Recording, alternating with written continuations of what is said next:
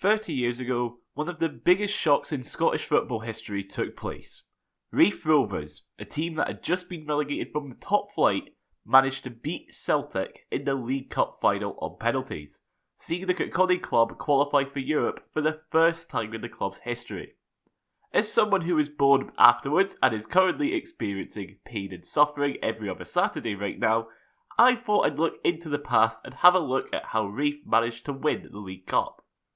I'm not alone in this, however, as to get a bit of insight into the games and what it was like back then, I have brought in 3 members of the Oh No No No podcast, Leslie Maben, Graeme Meldrum and Raith Rovers club historian John Greer, who are all at games during the run along with telling stories from both on and off the pitch.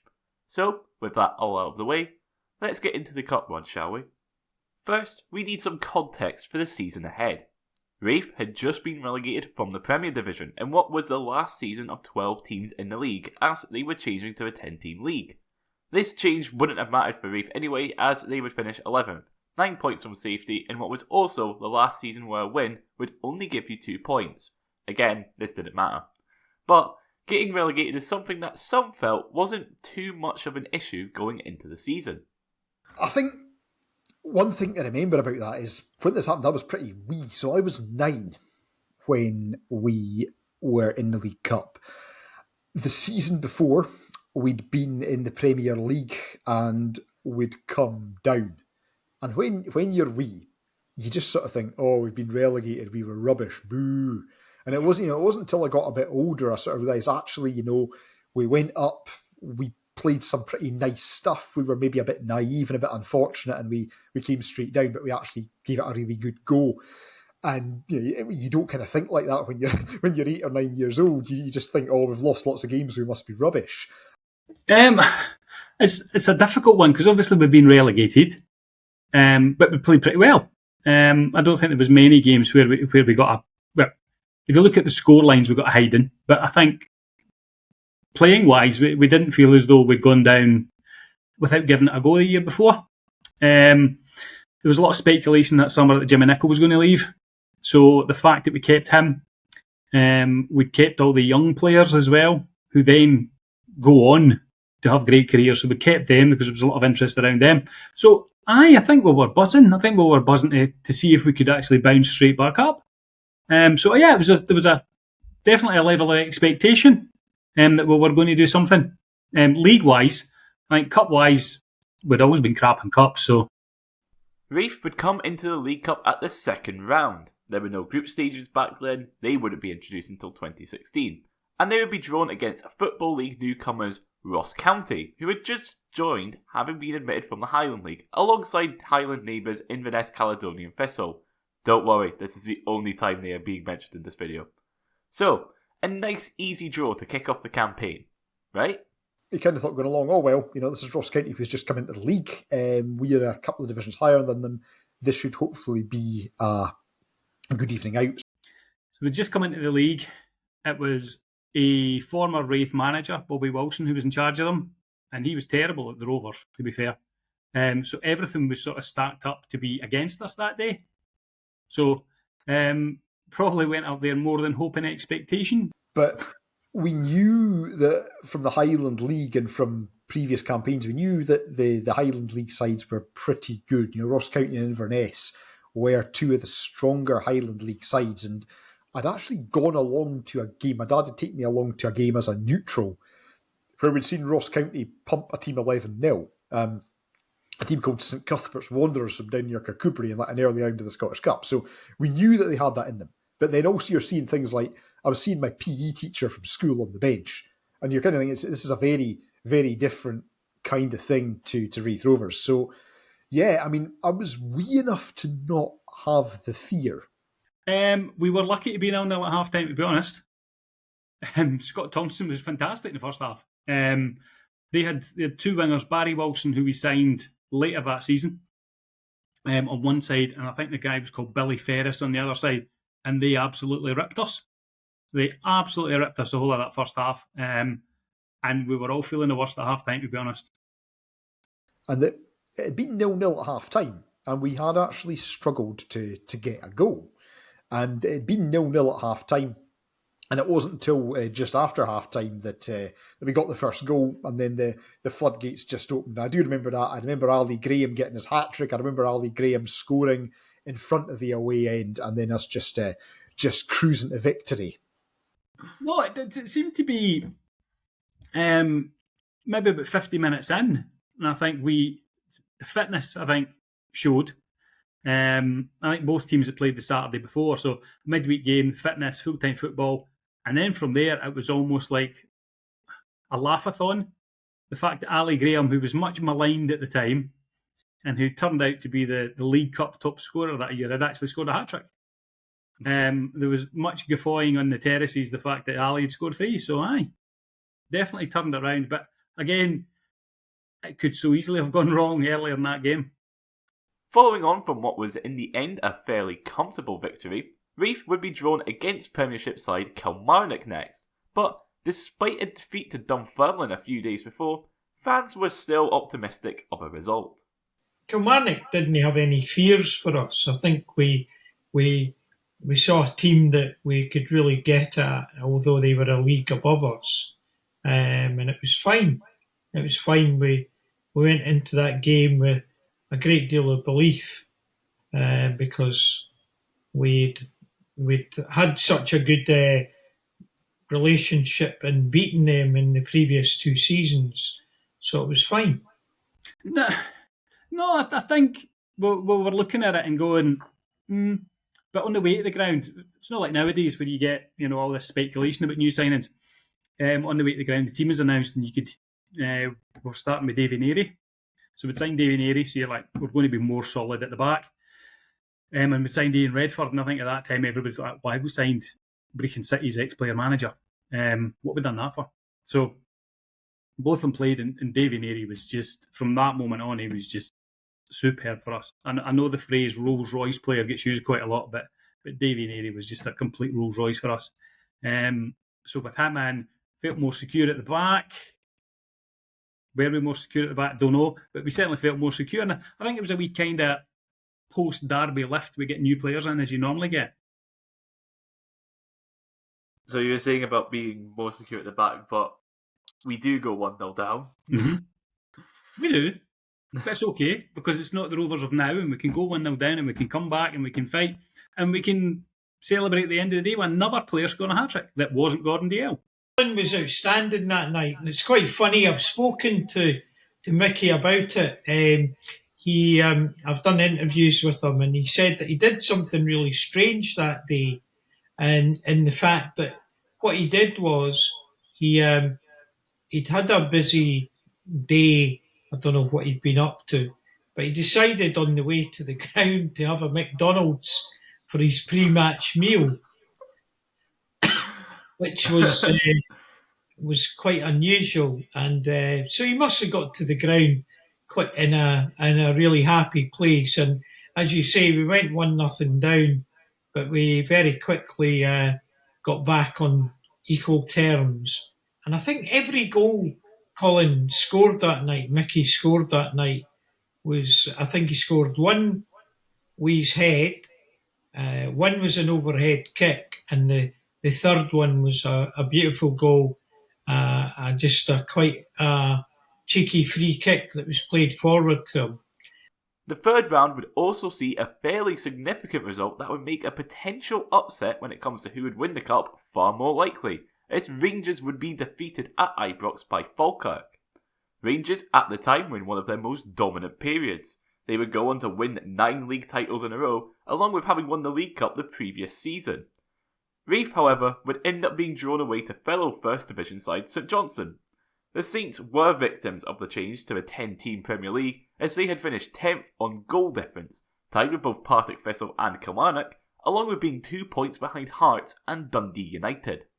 Despite this, Raith had a fairly good record against St Johnstone, and once again, fans were confident of progressing. Yes, absolutely. We had a very, very good record at McDiarmid Park. I think that Premier League season was probably the first time they beat us up there. So a very, very good record. No fears. We played the opening game of the league season and drew 1-1. So there was no fear going there. We would have a good chance against St Johnstone. as you said, they'd been relegated with us. So they were in our league. I fancied us to beat them. So I remember going along really quite confident, and there was a really good crowd up from Kirkcaldy that night, and an expectant crowd because we'd beaten a Premier League team in the previous round, and going there that night, I really fancied us. So, and it was an end-to-end game. It was a fantastic game. Yeah, I remember we started pretty well, and then we took the lead. So we took the lead through Sean Dennis. So Sean's up for a corner. The ball sort of played about, and I think it was Davy Neary got his foot to it, played it through to Sean Dennis, and Sean just knocked it in, which made it 1-0. I'm trying to think of one of the goals. There was one where I think Jimmy Nichols broke in the middle of the park, played it wide, and it comes into Ali Graeme and he scores. Then Ali Graeme got our second goal, so we go 2-0 up, and that was the scoreline at half time. Lost the goal 2-1, and I'm sure there was a couple of clear things for St Johnstone to score. And so St Johnstone managed to pull one back. John O'Neill scored the goal, but they did have a wee spell where they were really on top, and they were kind of pushing for the equalizer. As I recall, the third goal by Danny Lennon is probably one of the best Rovers goals I've seen in the flesh. And I can tell you, see when that hit the back of the net, the whole of that stand just rose as one to actually celebrate. And it was like everybody hung in the air for a wee bit. And it was absolutely bedlam for that. And I think that was maybe 4 or 5 minutes to go, and that just killed the game at 3-1. But yeah, we stand just went wild. It was tremendous. So, Raith were through to their first semi-final since the 1963 Scottish Cup, where they would be defeated by Celtic 5-2. In the semi-final, out of Aberdeen, Airdrieonians and Celtic, Raith would be blessed by the luck of a draw and would end up facing their fellow championship rivals Airdrieonians, although they had already tasted defeat against the Diamonds in a cup competition this season. Just like getting Airdrie now. It's like this could go many ways. We had a lot of tussles with Airdrie that season. We played them in the league 4 times. We played them in the Challenge Cup, and we lost on penalties in the Challenge Cup to them. And we then played them in the quarterfinals of the Scottish Cup. Yeah, it was. As I say, I think I was at McDermott Park the day the draw was made, and it was quite amazing because we were just so delighted to be playing Airdrie. But interesting fact is that we'd already lost Airdrie in the, I don't know whether it was called the B&Q Cup at that time, but we lost Airdrie on penalties, ironically, at Broadwood, where I think Colin Cameron missed the only penalty in the shootout, and Airdrie progressed. So they were a kind of sticky team for us, even that season, because later on they beat us in the quarter-final of the Scottish Cup at Starks Park. But Airdrie it was. Loads of tussles with Airdrie, always nip and tuck, always close games, and yeah, that was another one. As we get to the game itself, all previous results seem to fly out of the window as Raith would be the ones to take the lead early on. Again, it was a tight, cagey game, and I remember Davy Neary getting the ball, and he was trying to play a 1-2 in the opposition box, and Davy Neary hardly ever crossed the halfway line for us. But the ball kind of breaks off Davy Neary, and Mr. League Cup 94 goals, Ali Graeme just smashes it home. His first touch is a bit ropey, but it goes over the line. So goal, 1-0 up, happy days. And we seem to be playing really well. Half time, I think everybody was quite buoyant. It was amazing. It was going to be a chance for us to reach a cup final, which I was excited about reaching a semi-final. So to have the opportunity to go to a final was going to be remarkable. So we were 1-0 up when, and I think we were very good value for our 1-0 lead. You know, we merited being in front. We'd been the better team, but then that changed. Until Airdrie smack a long ball straight down the middle, second half, and Scott Thompson, for some reason, doesn't see where the white line is and picks it up. And it's just straight red card, see you later. And honestly, I think everybody of a Raith Rovers persuasion that night just went, typical Raith Rovers. We're doing great. We've got, I don't know if there was half an hour left or what there was left. We're doing great. We could be going to our first final here, and boom, the goalie goes and does that. The only two goalkeepers we had on the books at the time were Scott Thompson, who was our number one, and the other goalkeeper was young Brian Potter, who is the older brother of John Potter, who's with the club today. So at that point, it was John Potter's older brother, Brian, 17 years old. I think he played one game for us the season before up at Tannadice, and he's brought on. We basically go 5 at the back at some point and bring Ali Graham in as an extra, maybe 4 centre halves actually. We were playing Ali Graham come back to play centre half alongside Neri and Sinclair and Dennis, and it was just, I think Airdrie scored within 5 minutes, and we're just like thinking the worst. To be fair, it was a fantastic strike that the goalie would never go anywhere near. Any keeper would never go anywhere near. But from that point on, it was just pray for penalties. Airdrie played the ball forward. Stevie Cooper, who was their English centre forward and a decent footballer, hit the ball and it went past Potter. So it was 1-1. And we thought, no, this is going to be dodgy now. Maybe we're going to have to be backs to the wall stuff. But young Brian made a few good saves. He was fortunate enough to have the experienced heads of Dennis and Neri in front of him, and he stood firm, and the team stood firm, and we made it to 90 minutes. I think the extra time was the scrappiest passage of football I think I've seen that season, because it seemed to go past very quickly, and then it became apparent that it was going to be penalty kicks. So, with a 17-year-old in goal, Raith would go into a penalty shootout against a side that had already knocked them out of the Challenge Cup in a penalty shootout. As you could probably guess by now, Raith would progress, but with an unlikely hero. Absolutely pray for penalties, and thankfully we got there, and then that was the first of our penalty deciders. So obviously about a month beforehand we had been defeated by Airdrie on penalties, so I'd imagine there wasn't hope. Yeah, but I think that was the thing, and it was like, I'm sure Mickey Cameron missed their penalty in the Challenge Cup, so I think there was a lot of pressure on him as well. What I did like is Sean Dennis, I'm sure he took the first one, just got the ball, bang, goal, there we go. Yeah, that set the marker down just when Sean did that. And I know there's lots of things about should your best penalty taker take the first one or the third one or the fifth one, and there'll be loads of statistics about how they do it, but I think for somebody to go up and just smash the first one in the back of the net is just like perfect. You know, that'll do for us, settle us down, take it for there.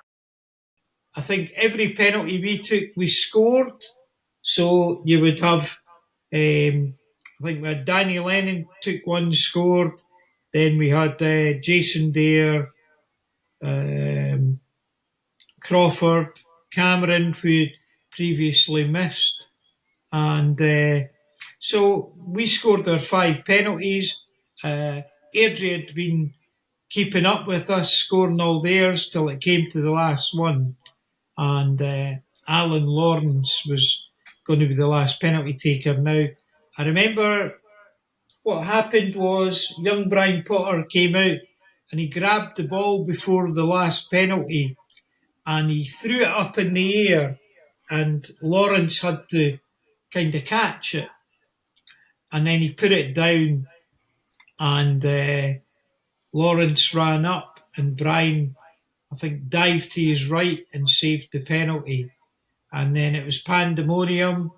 There was a pitch invasion, the likes I've never seen till last year against Partick Thistle last season, where certain people were on the pitch, but I wasn't. So it was just brilliant. It was absolutely brilliant. So we were then off to a cup final, and it was quite unbelievable that we'd done it that way. Of course, we do get to the point where Airdrie miss, Brian Potter makes a save. Yes. Now, there's a wonderful story for Brian Potter where it's a case of after that penalty win, we all go get the bus back to Kirkcaldy. Yep. Straight to Jackie O's. Yep. But not for Brian. Yep. Because he's 17. He's only 17 now. But it was even at that moment and seeing him save it, and we're at the opposite end, and I know everybody sees these YouTube clips of the keeper making a save, does it then spin off them and go back in, and you saw it and you didn't believe it, because you're like, this shouldn't be happening, this shouldn't be a 17-year-old guy saving it. They all went back to Kirkcaldy, and he was the only one that couldn't. He wasn't allowed in because his shirt sponsors were Jackie O's, and he was the only one that wasn't legally allowed into Jackie O's. So that was quite funny because he wasn't old enough. There's stories of them. The players kind of over celebrated, which you could imagine. We're in a cup final. It was tremendous. So Raith were in the cup final. It would be their first cup final since the 1948-49 League Cup against Rangers. But Raith were the first of the semi-finals to be played, with Aberdeen playing against Celtic the following night. But nobody cared about who the Rovers would play in the final. We had made a cup final. Essentially, nobody could care who we got in the final. We were going to a final, yeah. None of us had seen it. Some of our dads had seen it. We'd never seen it. In fact, some of our dads wouldn't have seen it in the last final before that was 49. So it'd been a hell of a long time. And it was just like, this is brilliant. Love this. Soon we reached the big day, the 27th of November 1994. Celtic versus Raith Rovers for the Scottish League Cup at Ibrox. Ibrox was the venue for this game as, due to Parkhead being under redevelopment, Celtic were using Hampden Park as their home ground for the season, so Ibrox would be a neutral venue. Celtic, during the early 90s, were in a terrible state, with Fergus McCann having taken over the club earlier in the year when they were on the verge of bankruptcy. Despite this, Celtic were easily the favourites, but it's not like Raith fans cared. They were getting to watch their team in a cup final. The day of the final, my dad or my family had a newsagents and post office in Temple Hall. So I used to come home from uni every weekend to work there on the Saturday morning and Sunday morning. So Sunday morning for me was up at 5:30, in at the shop, get the Sunday papers sorted. Well, after I'd read every single column inch that was written about the final. Obviously, until it started mentioning Celtic, and I don't care. But I think every paper was devoured. So people in Temple Hall who got their papers that morning, I'm sorry, that's why they were late, because I was too busy reading them. And that was the start of the day. And then it was home, breakfast, shower. So the day of the game, we'd obviously, I told you I lived in Crieff, but my mother-in-law lived in a place down in Pullman. So we got a block of seats. There must have been about 40 of us. And we decided we would go for a meal beforehand. So we went for a meal in this complex that my mother-in-law lived at. So we all met there. We got a bus that I'd hired from some place at Denny. and we set off for the cup final. Really excited. I don't know why we went for a meal, because I don't think anybody could really eat because of the excitement. I had a friend and his wife came up from Manchester. We'd all our group that were going to the game together. So it was really good. And then disaster struck because we're on the M8. We get over the Erskine Bridge, and about a mile and a half from Ibrox, the bus breaks down. So we actually had to get off the bus, walk a bit along a bit of the hard shoulder, and then go up over a bridge that took us down to Ibrox. But that added to the excitement of the day and the adventures of the day. Our bus was run by the guys who did the fanzine, because my brother also did Starts Bark fanzine, so we're on the Starts Bark fanzine bus. So I can't remember when we left, but we're booked into a club in Hamilton. So we're in the club in Hamilton for opening time. They'd put on some food for us, so we're in there for a drink before the game. Colin Harris, our centre forward of the late 80s, also came into the pub as well, so I don't know if that was by accident or design, so that was great. And then it was a case of bus through to Ibrox. The day of the final, my dad had gone off down to Glasgow, and I was at home with my mum and my wee sister, and I was allowed to watch the game on the television. So I had my top, I had my scarf, and I had my hat, and I watched the game on this very small Hitachi television, like a 14-inch CRT TV. We did have colour, and I hasten to add, we did have colour, and I remember watching the game on the TV. And so, as the game kicks off with it being expected that Celtic would walk over Raith, onlookers would be shocked as Raith took the game to the Glasgow Giants, and very quickly, a miracle would happen. First corner of the Raith Rovers. Here's Coffords, a chance! It's the only goal for Raith Rovers! Stevie Coffords! It must have been mental. It was bizarre, right? It was really bizarre, because we were all just there for the day out. I think I had like a big curly blue wig and everything, and even the bus. Been to Ibrox many times, but the bus going over to Ibrox from Hamilton, the place just seemed buzzing with Celtic supporters, like everywhere. And eventually we went round the back of the Govan stand, and it was, blue and white. And it was quite funny because I was seeing people that I'd seen for school that used to slag me off for supporting the Rovers, and they were there in blue and white, and you're like, is that a parallel universe? But you started the game, and you're like, okay, we're 5 minutes in, we've no lost a goal. And I think there was one point, I think Mickey Cameron's broken away, and he's through. He's maybe a wee bit off centre, a wee bit close to one of the touch lines, and Tony Mowbray just takes him out. And at that point, we're all going mental. And at that point, I think we started having a wee bit of belief that we weren't just going to be cannon fodder this day. And then it was a corner. Looks like an awful corner. Yeah, the actual corner looks terrible. But Stevie Crawford's taking the touch, banged it past Gordon Marshall, and you're actually sitting there. Before that, you're sitting there going, excellent, we're in a cup final. We've now got a corner. Yeah, yahoo, let's celebrate that. And then you've got a goal. And there was actually guys jump on the pitch, and it was just absolutely mental. Absolutely mental. And it's almost like, I'm getting the goosebumps even talking about it. It was almost like a pinch yourself moment. Like, this is Raith Rovers. Yeah. I've been at Stars Park with about 200 other people watching the place Stranraer on a Tuesday night. This shouldn't be happening. It was just brilliant. It was really tremendous. To go 1-0 up in a cup final was beyond their dreams, I think, and the whole of that stand, just the Govan Road stand erupted. It was brilliant. Really good. I think the year before, around about a year before that, we got gubbed 7-1. Yeah, 2 years. A couple of years before that in November, we got gubbed 7-1 by Falkirk, the Brattleville.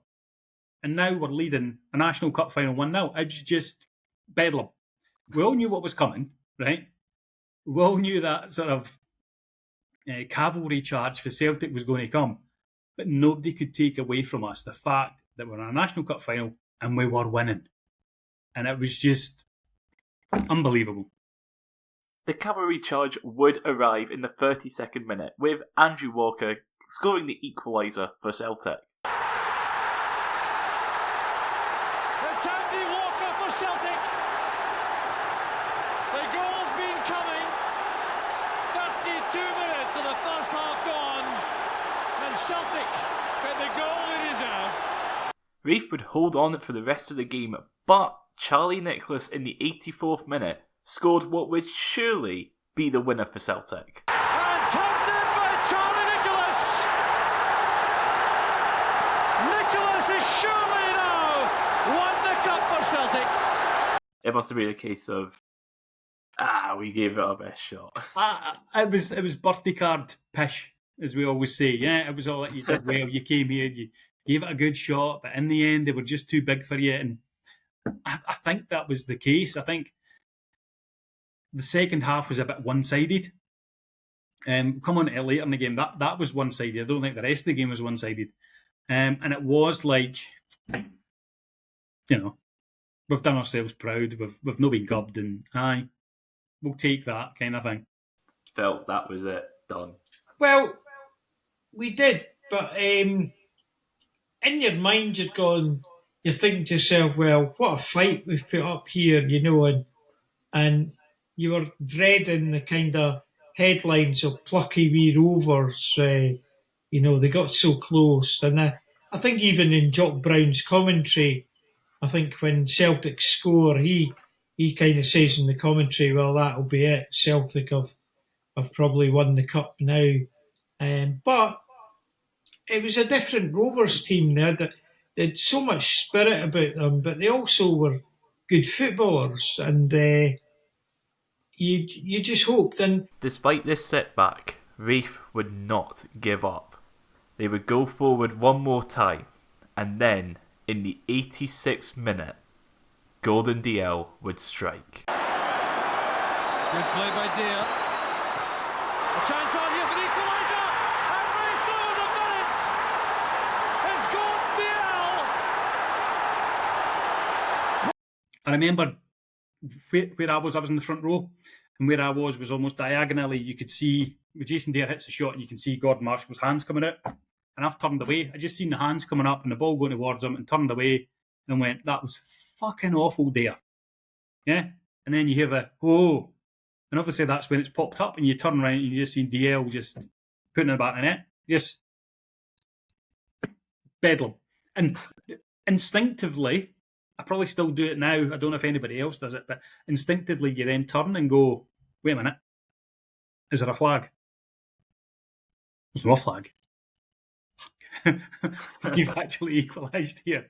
We have actually equalised. Pandemonium again. It was just tremendous, and the commentators got wild and thinking, we might actually have a chance here. And then you're like, okay, right, 2 minutes, behave, don't do anything stupid, yeah, get the ball, hoof it, get it nowhere near your 18-yard line, just hoof that ball and get us to extra time. Extra time would come and go, but neither team would be able to break the deadlock, which meant only one thing: a penalty shootout. Something Raith had already gone through to get to this stage of the competition. Oh, we were fine, because honestly, I think Celtic had thought they'd won it. I think when they scored, and there's actually a story, I don't know if it's Ali Graham or somebody tells the story that their wife or partner or something like that had actually seen them put the green and white ribbons on the cup. Celtic were under a lot of pressure at that point. Rangers were running away with everything, so they were under a lot of pressure. Obviously, they're playing a team for the league below. They're expected to win, and I don't know if their shoulders just dropped. But certainly, the extra time, we were outstanding. There's actually one bit in extra time where Davy Sinclair makes a tackle, and not only does he win the ball, he also takes John Collins and I think it's Paul McStay out at the same time. And I know Jimmy Nicholl then later goes, and Davy Sinclair's the hardest man I've met in football. He's got tattoos on his teeth after the game. But moments like that were kind of where the momentum shifted. We had the situation where we'd lost the Airdrie in the B&Q Cup and penalties, but we had the we had the mental resolve of beating Airdrieonians in the semi-final, and it was. I was thinking we're going to do it again. Why not? Like, I knew what penalty shootouts were all about, and I knew how tense they were. I knew what a shootout was because these I'd seen them. I was just old enough to remember them in Italia '90. I was old enough to remember, bits and pieces, but I certainly remembered Roberto Baggio missing for Italy in 1994. So, I knew how high stakes it was, but I also knew that you had just as good a chance as the other team. I remember that, and I remember seeing, Sweden winning a penalty shootout with Thomas Ravelli saving a penalty. So I thought, right, we've got a chance here. We've got just as good a chance as them. So, the penalties come in, they start firing them in. Are you able to go through all the penalties? Sean scored. Stevie Crawford just scored. Mickey Cameron scored. Stevie McInnesby as well. Who else scored? Jason Dare, because Danny Lennon was injured. After Mike Galloway converted Celtic's fifth penalty, it meant only one thing: sudden death. Jason Rowbotham's coming up. He's a substitute. He's just come up, and he scores, and that's us now 6-5 up. So with Jason Rowbotham scoring his penalty, it left it to the captain, Paul McStay, to keep Celtic in it. And let's just say, the rest is history. Unthinkable, surely, for the skipper to miss. But he has! Raith Rovers have won the Coca-Cola Cup! It's quite amazing, Jimmy Nicholl! I think, again, we all looked at the referee. I think even Scott Thompson says that because Jim McCluskey looks like he's about to do something with his hands. And then it's absolutely bedlam. I think within about 5 seconds, Stevie McInnesby's in amongst us. And all the players are in amongst, if they're not on the pitch greeting, they're in amongst the crowd. And it was just, I'd never seen my father cry in my life, apart from that moment. And it was just unbelievable. Absolutely unbelievable. As I say, you score a goal, cup final, perfect. You take them to extra time, perfect. Take them to penalties, amazing. That was just madness. Absolute madness. If you think some of the things we went through as Rovers fans last season, highs and things like that, multiply that about a million times. Honestly, you're roaring, you've no voice left. You've just nothing. You're just an emotional wreck, to be fair. Oh, that was just the moment. That was the moment where everything just... time stood still and the place went mad. It was wonderful. Winning a cup final, my God, that was beyond the realms of fantasy for a Rovers supporter. So it was just wonderful, tremendous. And then the next thing I remember was about 10 minutes, 15 minutes. It can't have been 10 or 15 minutes because there was no mobile phones in that day. It must have been a good 20 minutes, half an hour later. My dad phoned in floods of tears. My dad phoned the house crying because, he was so, emotional at what had happened. And I think the sort of enormity of it hadn't kind of sunk in, certainly not for me, and certainly not for my dad either, that this was such a big thing to happen. Tremendous. And then it's great. You see our team on the pitch. You see the three sides of Ibrox empty so quickly. It was quite amazing. Quite amazing. And then obviously we're the last ones there to see our team pick up the trophy, and tremendous.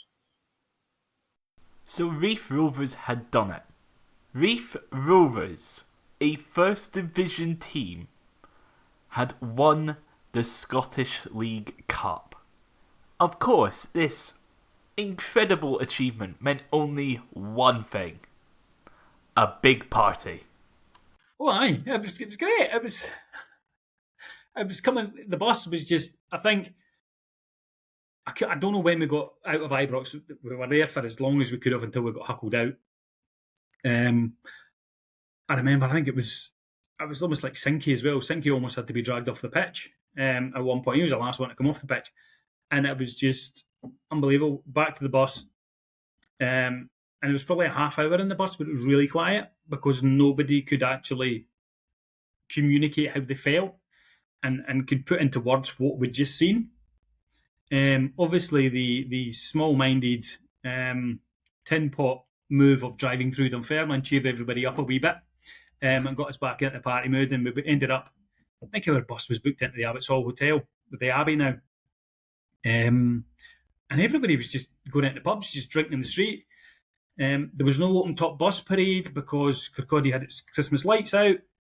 I'm sure the team had gone back to the Dean Park with a cup, and all the officials and everybody was there with that and drinking the old champagne at the cup. We were in the High Street, and I'm trying to think what else. There was guys selling T-shirts. There was actually one guy selling T-shirts. Yeah, league champion T-shirts. And honestly, it was like Morton. It was a Morton strip they had, because obviously it was supposed to be Celtic. And they'd obviously, instead of pressing print for green, they'd gone, actually, we need to press print for blue. So somewhere, I don't know where it is, I've got this T-shirt and it's got like Raith Rovers and it's got a blue and white striped T-shirt on it. I'm going back to Kirkcaldy, whatever happens tonight. So I did. So we, obviously, given the fact that our bus broke down going there, we had no idea where the bus was going to pick us up. So we just had to stand about and waiting on a bus coming towards us.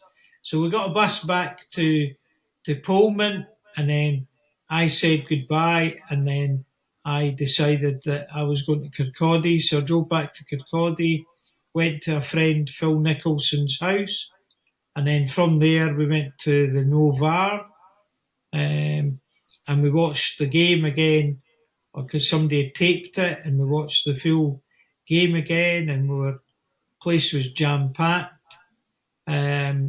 After that, myself and a friend who's no longer with us, Alan Donaldson, we decided we were going to Jackie O's. So we went to Jackie O's and we got in, so that was fine. So the players were there, and then from Jackie O's, we even gate crashed the team's party up at the Dean Park Hotel. So that was good as well. Just utter madness. Rumours of pubs running out of beer. Everything like that. This pub's running out of beer and everybody's running to the next pub. It's just mental. Absolutely mental. Raith would go on to win the First Division that season, seeing them return to the top flight at the first time of asking. The cup win would also see Rovers qualify for Europe, seeing them take on Gotu Ichwatafalig of the Faroe Islands, Akranes of Iceland, and German giants Bayern Munich. When it comes to the sheer improbability of what Raith achieved, winning a major trophy as a second-tier side, the only other non-top flight side to win the League Cup was East Fife, who won the competition all the way back in the 1947-48 season. And since Raith's win, only two other sides have made the final, Ayr United in the 2001-02 season and Hibs in the 2015-16 season. Whilst we have seen a few teams reach the Scottish Cup final while being outside of the top flight, the only ones to win it have been Hibs in the 2015-16 season, in what was an all-championship final against Rangers, and East Fife, who beat top flight Kilmarnock all the way back in 1938. Queen's Park did win it as a non-league side back in 1893, but at the time they were one of the top teams in the country still, due to their early dominance, and had refused to be a part of the Scottish League due to professionalism. This puts into context how unlikely an event it is for a club of Raith's size to win a major trophy, and it's something we probably won't ever see again. But I think when you think back, that the chance for a club to do that now is so limited. I mean, okay, I know we get Inverness won the Scottish Cup. Inverness got to the final a couple of years ago. It does occasionally happen, but the chances for a team outside the Premier League to go all that way and get to a final and have a fighting chance, it's just, I think you just cannot get that now. The odds are so heavily stacked against teams that are not just outside the Premier League, but outside the top 3 or 4 of the Premier League. The gap between the haves and have-nots is so big that it would just be unthinkable. You see the pun, see what I did there? It would be unthinkable for something like that to happen now. I was going to say, because it's like, well, yes, there was obviously the gap between the old firm and everyone else. It wasn't as extreme as what it is now. You've got... That's, yeah. I'm trying to think, Aberdeen last won the league in 1980... 80-something. They won the League Cup in 2013, 2014, I think. My best mate from primary school, he's a Dundee United fan. You know, they won the cup the year after. They won the Scottish Cup the year after us. They've won it since as well. Again, just the chance for a team of the size of Raith Rovers to go and do something like that without kind of massive financial doping like the likes of Gretna had to achieve similar things is just remarkable. That's all for this video, and of course I hope you enjoyed. If you have made it to the end, then thank you very much. This is ridiculously long. This is way longer than anything else, including the Inverness videos. What did you think of this sort of interview, documentary sort of style? Did you enjoy it? I mean, I really enjoyed making this, even though it is, like 47, 48 minutes long. It was definitely something different. If so, then leave comments down below of what sort of stuff you'd like to see. Of course, the usual requests of liking, sharing, subscribing, that sort of stuff. Go ahead, do that. I'll see you in the next video. Bye.